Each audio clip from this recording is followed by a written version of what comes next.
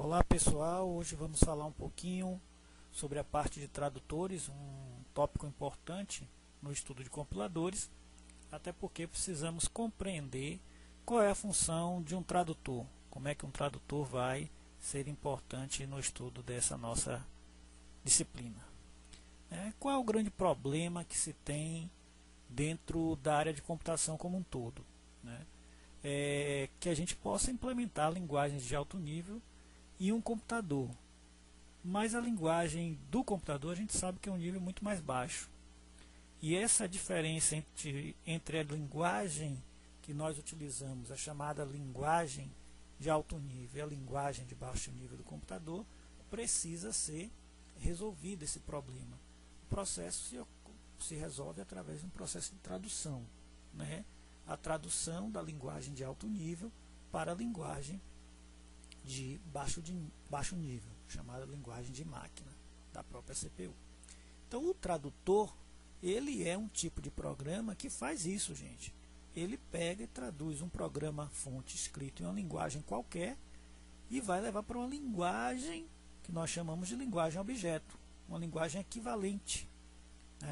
Essa tradução, ela faz com que o processo de leitura daquele código fonte todo seja dado entrada em um elemento que vai ser o tradutor, depois a gente vai ver os tipos de tradutores, e vai gerar uma linguagem diferenciada que é chamada linguagem objeto. Ora, e que tipo de tradutores nós podemos dizer? Na verdade, quando a gente fala de tradutores, nós estamos falando dos compiladores, dos interpretadores, dos montadores e dos decompiladores. Isso aí é o conjunto, é a classe de tradutores mais conhecidos. Então, tanto compiladores quanto interpretadores também são considerados tradutores.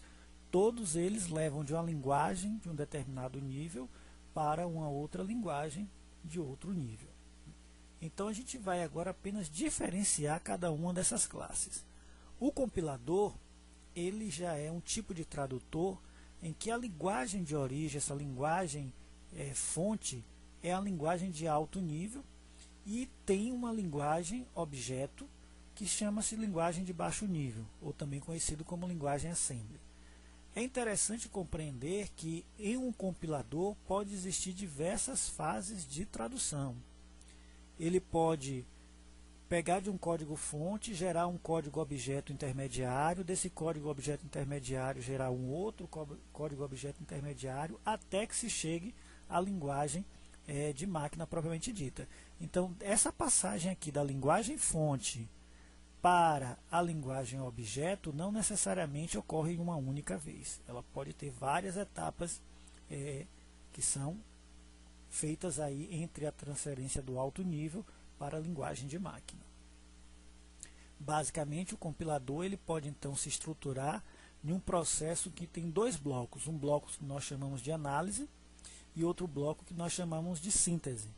Nesse bloco de análise nós temos três analisadores, léxico, sintático e semântico, que são responsáveis, cada um deles, por fazer um tipo de tratamento nessa linguagem de alto nível, verificando erros de construção textual, caracteres inválidos e o significado de cada comando. E a parte de síntese, que seria a transformação dessa análise feita na primeira etapa em um código que a gente chama de código objeto. Vocês vão estudar depois mais detalhadamente essas etapas de análise e essas etapas de síntese. No momento, basta compreender que o compilador ele tem esta estrutura do ponto de vista de tradução.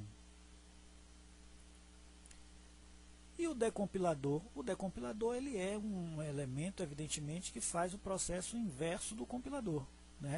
Ele vai tirar uma linguagem objeto e extrair dessa linguagem objeto a linguagem fonte original. Porém, esse é um processo que não é tão simples.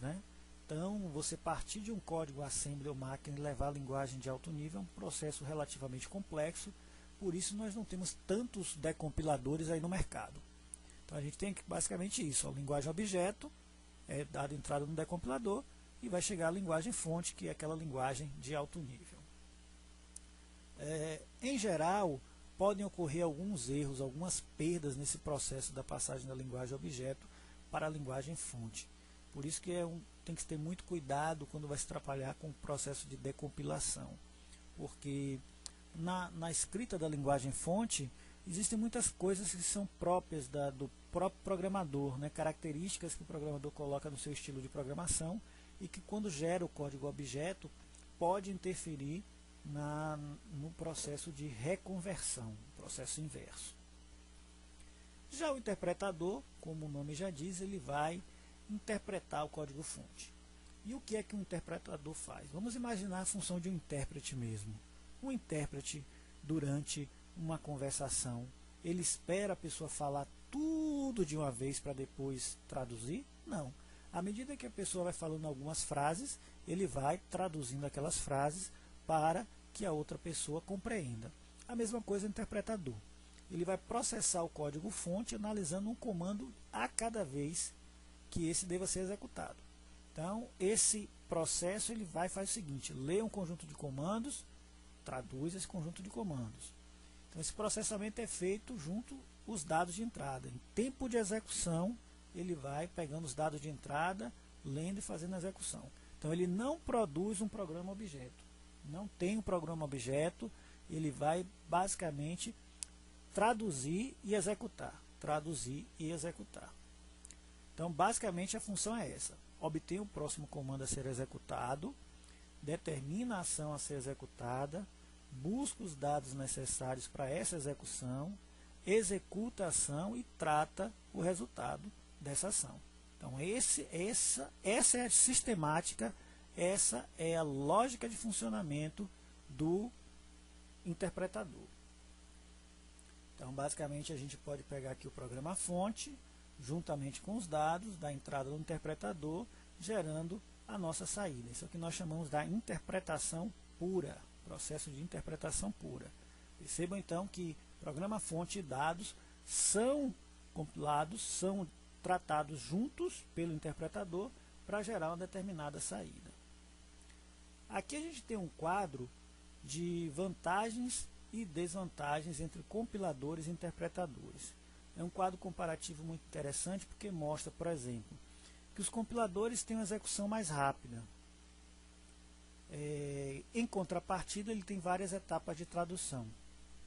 A execução mais rápida, porque o próprio compilador ele já varre o código todo de uma vez, então ele já sabe o que precisa executar para fazer a execução final, quando você tem o código objeto. Em compensação, no processo da compilação, como tem várias etapas de tradução, é um processo relativamente lento.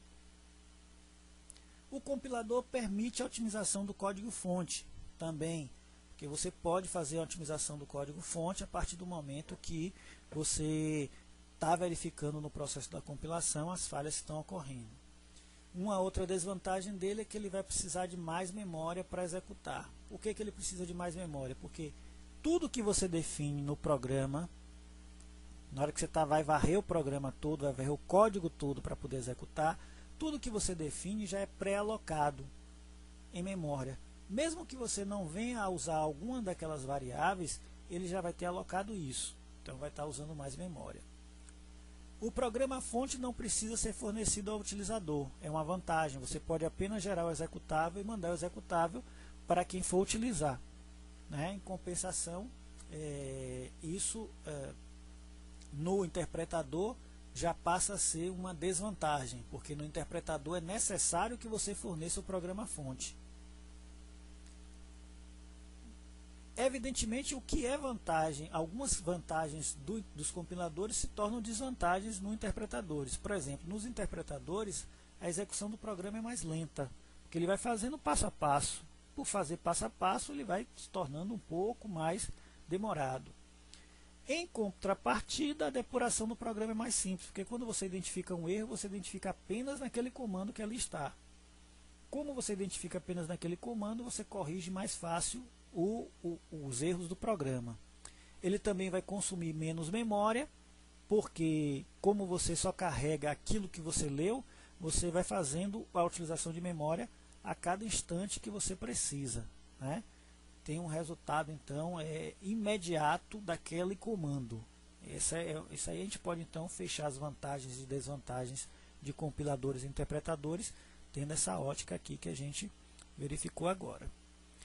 E o montador? O que vem a ser o montador? O montador, na verdade, é um tradutor que vai estar pegando as instruções em linguagem simbólica para a linguagem de máquina. Ele pega da linguagem assembly para a linguagem de máquina. Então já é de baixo nível para a linguagem de máquina. Os montadores, na verdade, são uma classe de tradutores que até alguns anos atrás eles vinham separados. Hoje a maior parte dos compiladores já traz os montadores embutidos nas suas ferramentas, né? Então é muito comum vocês ouvirem falar também de montador assembly, que é um tipo de montador. Você sai da linguagem simbólica, da entrada no montador, e gera a linguagem de máquina.